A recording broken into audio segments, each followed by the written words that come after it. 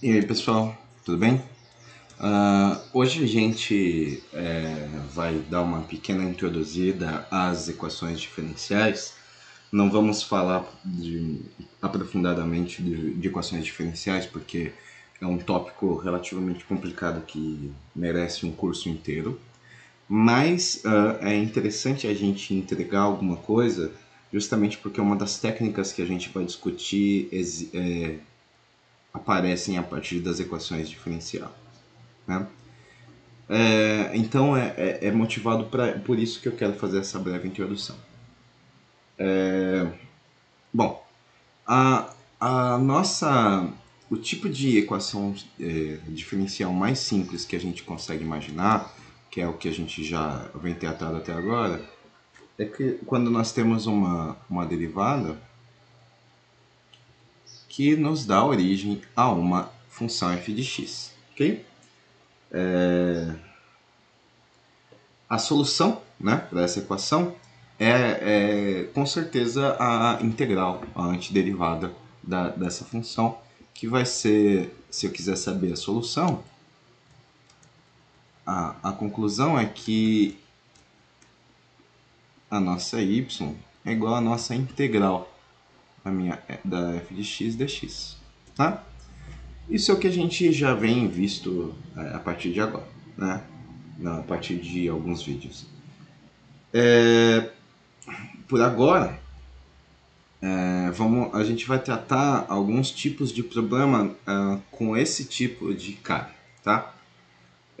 Até agora a gente só conhece o método de substituição, né?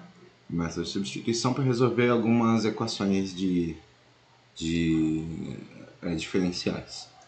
Um exemplo de equação diferencial é por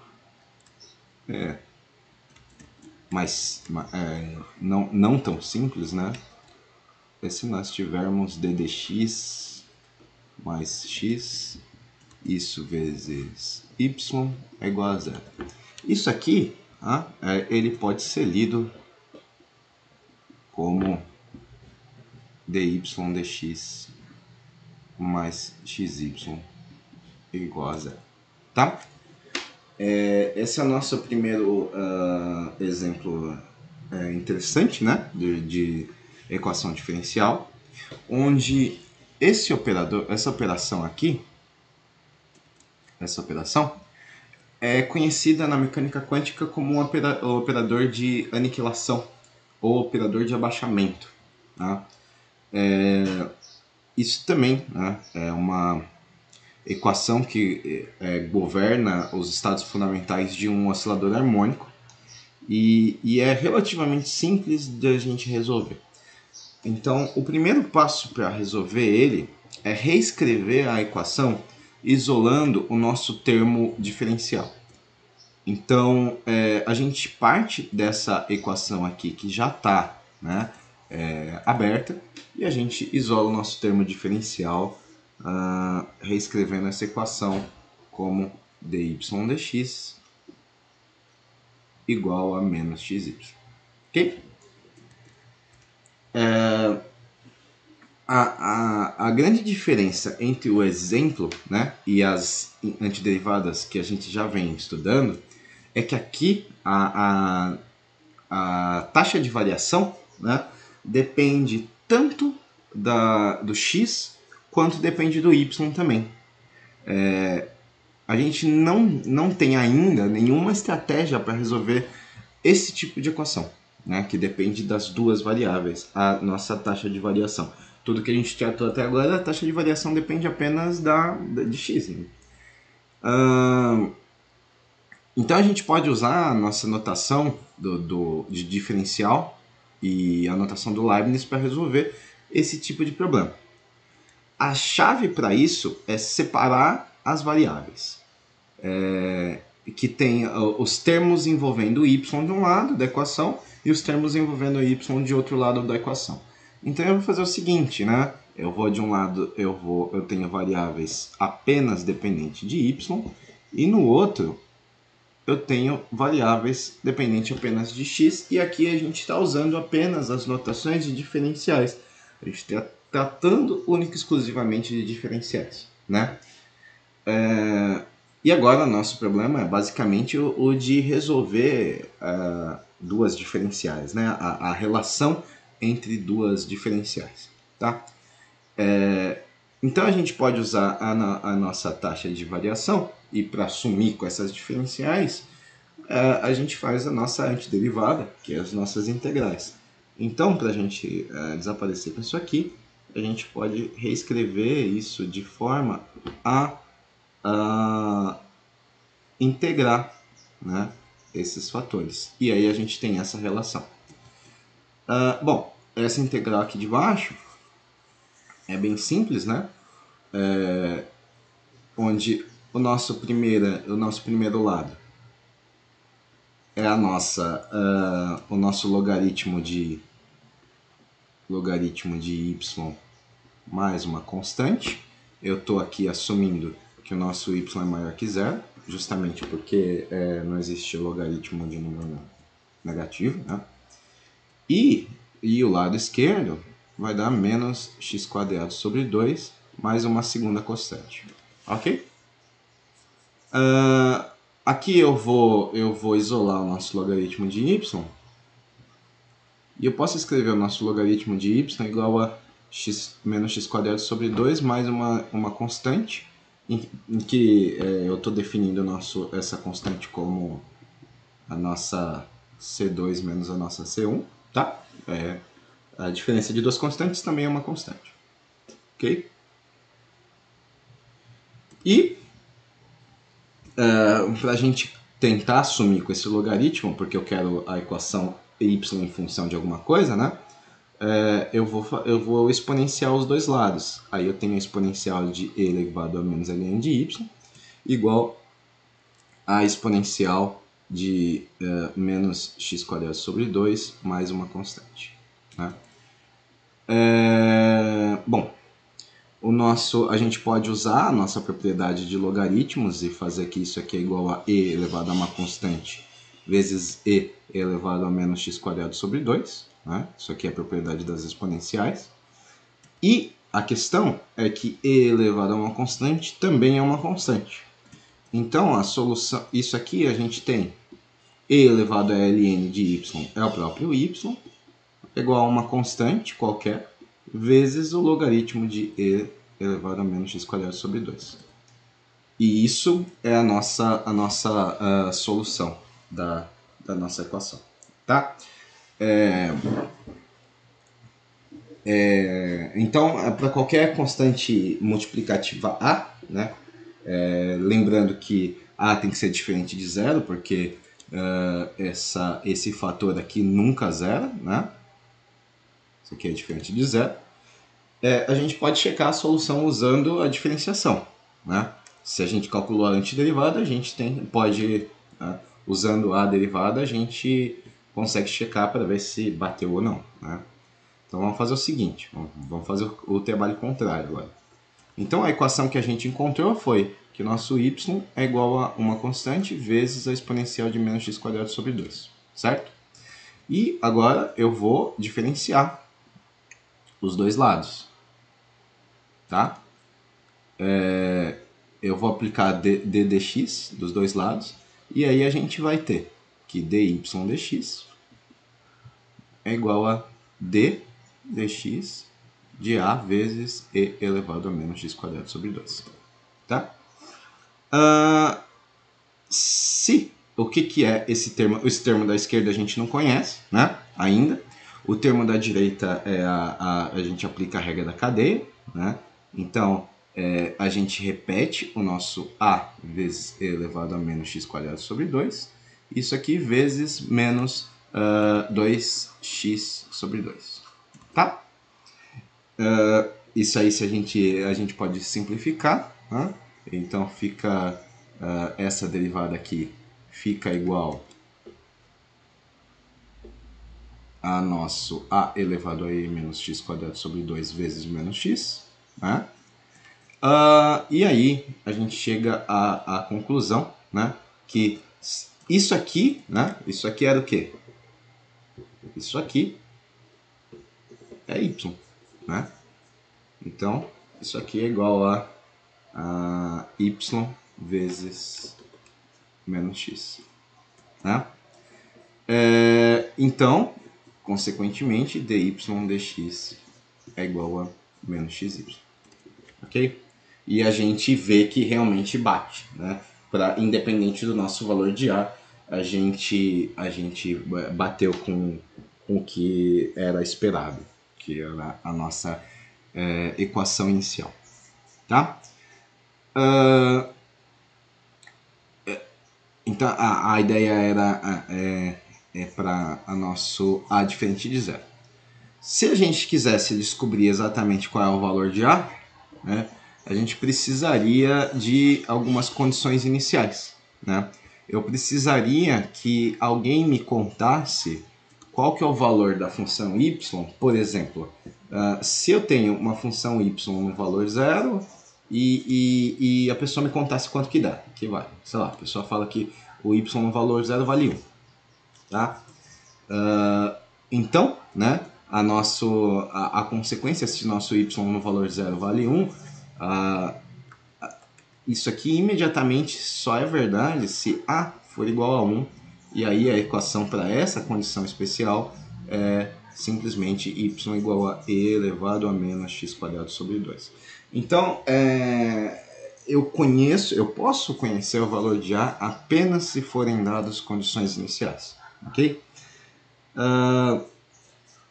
No caso de y, sei lá, se for algum outro número qualquer, se a minha condição inicial for que y no zero é um outro número A, né? Isso só é verdade se o nosso Azão for igual a Azinho, e aí a nossa solução é y igual a Azinho vezes E elevado a menos x quadrado sobre 2. Então, sempre vai depender da condição inicial a nossa resposta. Bom? E por que a gente está falando nisso? Para a gente poder falar do método de separação de variáveis. Tá? Então a gente vai olhar para a técnica de separação de variáveis que a gente usou para resolver o problema anterior e discutir que outros tipos de problema esse método pode ser útil. Tá? De maneira geral, o método de separação de variáveis é aplicado para uma equação diferencial que pode ser escrita como se eu tenho uma equação que é do tipo dy dx igual a um f de x vezes um g de y. Se eu tenho essa situação, né, que na verdade são multiplicação de duas funções, a gente consegue usar o método de separação de variável. No nosso caso anterior, a f de x era menos x e a g de x era y. A g de y era y. Tá? E aí o passo a passo, né, do método de separação de variáveis é o seguinte. A gente escreve a função, né, em termos do operador de diferenciação, né, diferenciação de um lado, equação do outro, né, e a gente isola as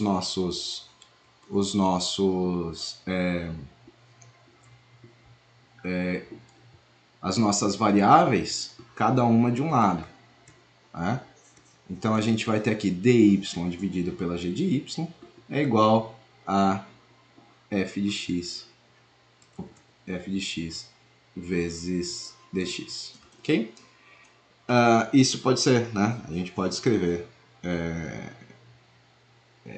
dessa forma, ou a gente pode também reescrever como um h de y vezes dy, se for mais conveniente, vezes um f de x dx, onde o nosso h de y é 1 sobre o nosso g de y.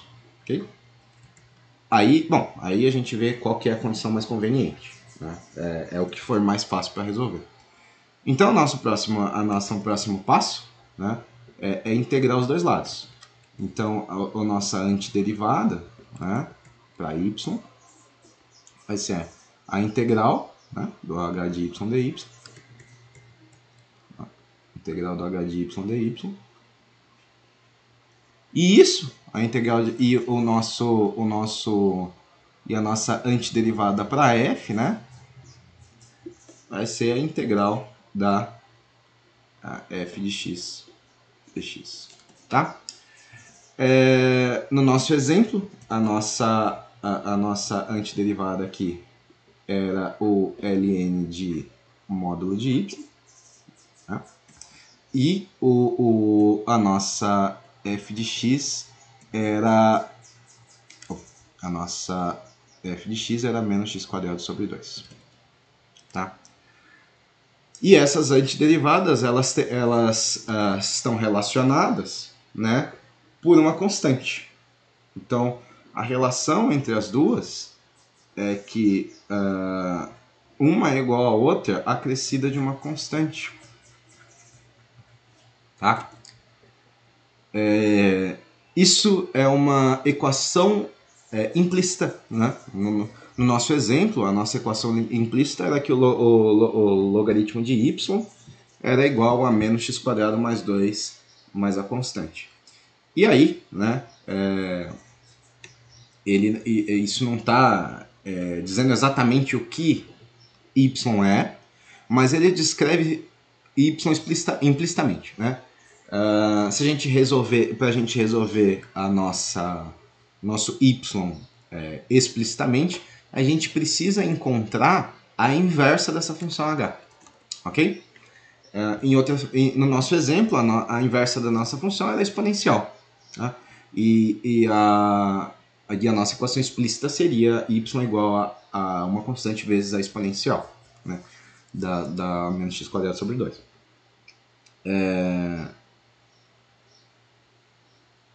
Na prática, geralmente é fácil encontrar a equação implícita e às vezes é complicado de fazer a operação da inversa. Né? Então, nessas situações em que a inversa é complicada de calcular, a gente deixa tudo na forma implícita. Né?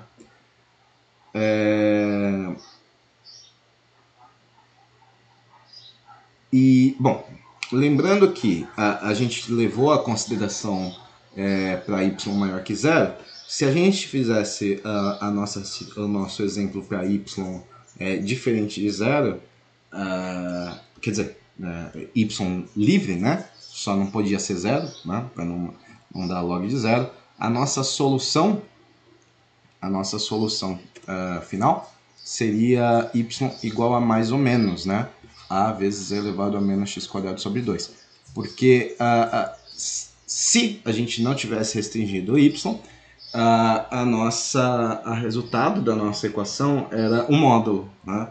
E aí a solução do módulo dependia da variação, né? Dos dois.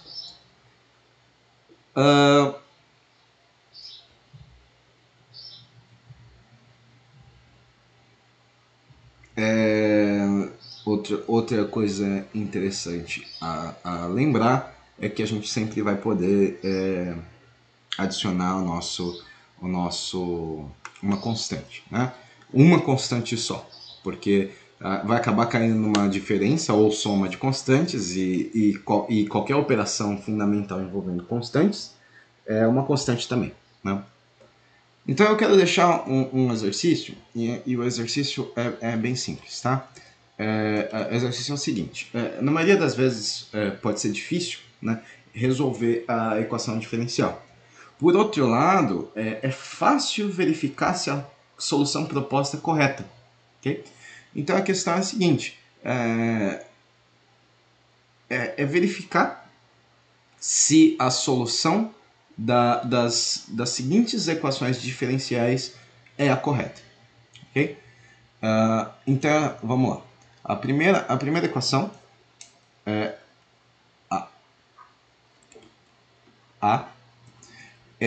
y igual a 1/3 de e elevado a x. Eu quero saber se isso aqui é solução... Vou colocar só... solução de 4y duas linhas menos y igual a e elevado a x. Ok? Veja que aqui temos segunda derivada, então a gente vai ter que fazer alguma coisa para... Se quisesse resolver, teria que fazer alguma coisa para integrar duas vezes, né? Mas aqui a gente não quer resolver, a gente só quer checar se isso é solução, então é bem mais simples, né? E agora na notação do Leibniz, né? Eu quero saber se a equação y igual a 1 sobre x lembrando, isso aqui é uma, né? Se é uma solução. Se é uma solução de x² vezes d2x dx2, ok? Opa, d2y, né? d2y dx2 mais 3x vezes dy dx, tá? Mais y igual a zero. Tá bom? Era isso por hoje e até o próximo vídeo. Tchau, tchau!